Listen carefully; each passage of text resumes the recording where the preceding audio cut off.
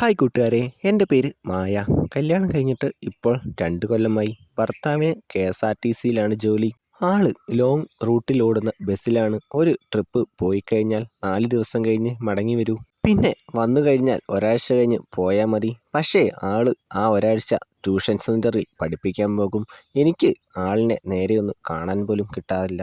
ആദ്യമൊക്കെ എനിക്ക് നല്ല വിഷമമായിരുന്നു. പിന്നെ അത് ശീലമായി. ഇപ്പോൾ ഇത്രയും നാളായില്ലേ, ഞാൻ അതെല്ലാമായി പൊരുത്തപ്പെട്ടു. വീട്ടിൽ അമ്മായി അച്ഛനും അമ്മായി അമ്മയുമുണ്ട്.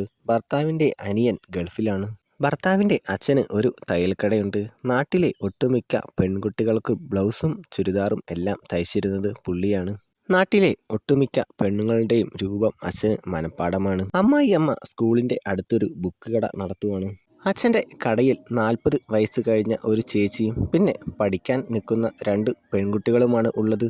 അവർ 4 മണിയാകുമ്പോൾ പോകും. പിന്നെ 8 മണി വരെ അച്ഛൻ ഒറ്റയ്ക്കാണ് കടയിൽ. നീ വീട്ടിലിരുന്ന് ബോറടിക്കുകയല്ലേ, നിനക്ക് അച്ഛൻ്റെ കടയിൽ പോയി തയ്യൽ പഠിച്ചുകൂടെ? ഒരു ദിവസം എൻ്റെ കെട്ടിയവൻ അങ്ങനെ ചോദിച്ചു. എനിക്കും തോന്നി അത് ശരിയാണല്ലോ. ഞാൻ പോവാൻ തീരുമാനിച്ചു. അവിടെ ഒരുമാതിരി നല്ല വർക്കുള്ള കടയായിരുന്നു. അച്ഛൻ്റെ തയ്യൽ ഫേമസ് ആയിരുന്നു അവിടെ. അവിടെ ചെന്നപ്പോഴാണ് എനിക്ക് പലതും മനസ്സിലായത്. നല്ല കുടുംബിനികളായ സ്ത്രീകൾ അവിടെ വന്നാണ് അച്ഛനെ കൊണ്ട് എല്ലാം ചെയ്യിപ്പിക്കാറ്.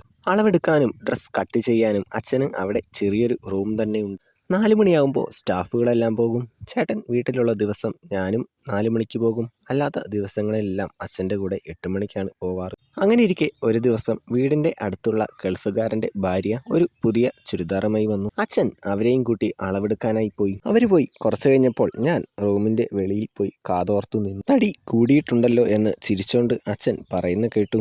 വീട്ടിൽ വെറുതെ ഇരിക്കുകയല്ലേ, പണിയൊന്നുമില്ലല്ലോ എന്ന് അവർ തിരിച്ച് മറുപടിയും പറഞ്ഞു. എപ്പോഴാണ് കെട്ടിയോൻ മടങ്ങി വരിക എന്ന് അച്ഛൻ ചോദിച്ചപ്പോൾ 6 മാസം കൂടി കഴിയുമെന്ന് അവർ പറഞ്ഞു.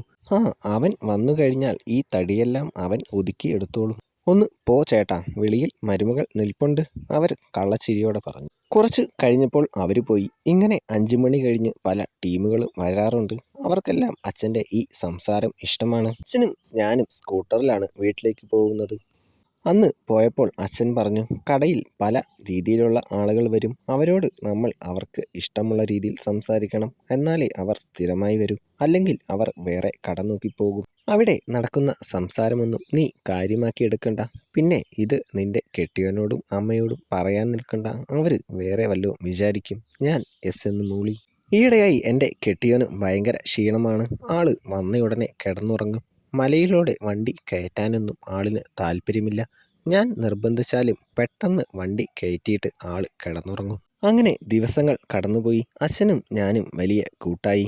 ഞങ്ങൾ സ്കൂട്ടറിൽ പോകുമ്പോൾ എനിക്ക് എന്തോ പോലെയൊക്കെ തോന്നുമായിരുന്നു. കുമ്പളങ്ങ അച്ഛൻ്റെ ദേഹത്ത് തട്ടും. അച്ഛനും അത് ഇഷ്ടമാണെന്ന് എനിക്ക് മനസ്സിലായി. അങ്ങനെ ഇരിക്കെ കെട്ടിയവൻ്റെ അനിയൻ എനിക്കൊരു ചുരിദാർ തുണി അയച്ചു തന്നു. അച്ഛനെ കൊണ്ട് തയ്പ്പിക്കാനായി ഞാൻ അത് കൊടുത്തു. പകല് മുഴുവൻ നല്ല തിരക്കായിരുന്നു. വൈകിട്ടാണ് അളവെടുക്കാൻ സമയം കിട്ടിയത്. അച്ഛൻ എന്നോട് ചോദിച്ചു, മോളെ എങ്ങനെയാ, ചുരിദാർ ലൂസായിട്ട് വേണോ ഫിറ്റായിട്ട് വേണോ? ഫിറ്റായിട്ട് വേണം അച്ഛാ. ശരി. അച്ഛൻ അളവെടുക്കാൻ തുടങ്ങി. കൈകൾ പുറകിലുള്ള വലിയ തണ്ണിമത്തനിലൂടെയും തൂണുകൾക്ക് ഇടയിലൂടെയും പോയി. കുമ്പളങ്ങയുടെ വലിപ്പം എത്രയാണെന്ന് അച്ഛൻ ചോദിച്ചു. കറക്റ്റായിട്ട് വലിപ്പം അറിഞ്ഞാലേ നല്ല ഫിറ്റായിട്ട് ചുരിദാർ തയ്ക്കാൻ പറ്റുമോളെന്ന് പറഞ്ഞു. 34 എന്ന് ഞാൻ പറഞ്ഞു. അച്ഛൻ പറഞ്ഞു, ഇവിടെ നടന്നതൊന്നും ആരോടും പറയാൻ നിൽക്കണ്ട, അവർ വേറെ വിചാരിക്കും. ഞാൻ ഒന്നും പറയാൻ പോകുന്നില്ല അച്ഛാ. അത് കേട്ടപ്പോൾ അച്ഛന് കുറച്ചുകൂടെ ധൈര്യമായി. അച്ഛൻ പറഞ്ഞു, കുമ്പളങ്ങ കവറിലിടുമ്പോൾ കുമ്പളങ്ങ പൊക്കിയിട്ട് വേണം കവർ ഇടാൻ. അതാകുമ്പോൾ കവർ മാറ്റിയാലും കുമ്പളങ്ങ തൂങ്ങി വരില്ല. അച്ഛൻ്റെ വർത്താനം കേട്ടപ്പോൾ എനിക്ക് ചിരി വന്നു.